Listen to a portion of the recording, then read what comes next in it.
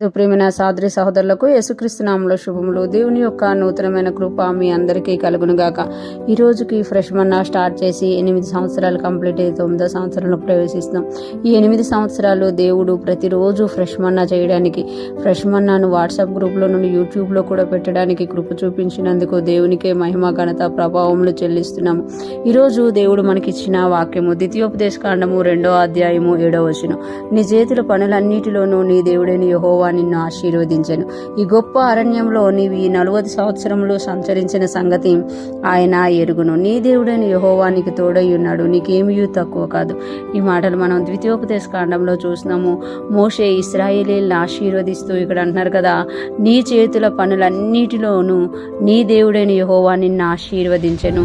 అంటే ఇశ్రాయేళ్ల చేతి పనులన్నిటిలో దేవుడు వారిని ఆశీర్వదించారు అని దేవుడు మోషే ద్వారా వారికి గుర్తు చేస్తున్నారు. ఈ గొప్ప అరణ్యంలో నీవు ఈ 40 సంవత్సరములు సంచరించిన సంగతి ఎరుగును. ఈ గొప్ప అరణ్యంలో నీవు ఈ 40 సంవత్సరములు సంచరించిన సంగతి అంటే ఆ అరణ్యంలో వారు ఎలాగ సంచరించారు, ఎలాగ దేవునితో ఉన్నారు, ఎలాగ విసిగిపోయారు, ఎలాగ ఉన్నారు అనేది ఆయన ఎరిగి ఉన్నాడంట. అంటే ప్రతిదీ ఆయన చూస్తున్నారు అని ఇక్కడ మనకి తెలియజేస్తున్నారు. నీ దేవుడైన యెహోవా నీకు తోడై ఉన్నాడు, నీకేమీ తక్కువ కాదు. నీ దేవుడైన యెహోవా ఏమై ఉన్నారంట, మనకు తోడై ఉన్నారు కనుక ఏది తక్కువ కాదు. ఆ రోజు ఇశ్రాయేలుకి ఇచ్చిన వాగ్దానమే ఈ రోజు ఫ్రెష్ మన్నా వింటున్న ప్రతి ఒక్కరికి దేవుడు దయచేస్తున్నామట. దేవుడు మన చేతి పనులన్నిటినీ ఆశీర్వదించే దేవుడిగా ఉన్నారనమాట. మనము మన ఆత్మీయ జీవితాన్ని ప్రారంభించి మనం ఈ రొక్కమనే అరణ్యంలో వెళ్తున్నప్పుడు మనం ఎలాగ దేవుని మీద ఆనుకున్నాము, ఎలాగ దేవుణ్ణి దర్శించుకున్నాము, ఎలాగ దేవుణ్ణి విశ్వసించాము, ఎలాగ కాపాడబడ్డాము అన్నీ దేవుడు గుర్తు చేసుకుంటున్నారట. గుర్తు చేసుకోవడమే కాదు, వాటన్నిటి విషయంలో దేవుడు అంటున్నారు కదా, దేవుడు చూశాడు, దేవుడు ఎరిగి ఉన్నాడు అని ఇక్కడ తెలియజేస్తున్నారు. ఇంకొక మాట ఇక్కడ తెలియజేస్తున్నారు కదా, నీ దేవుడైన యెహోవా నీకు తోడై ఉన్నాడు, నీకేమీ తక్కువ కాదు.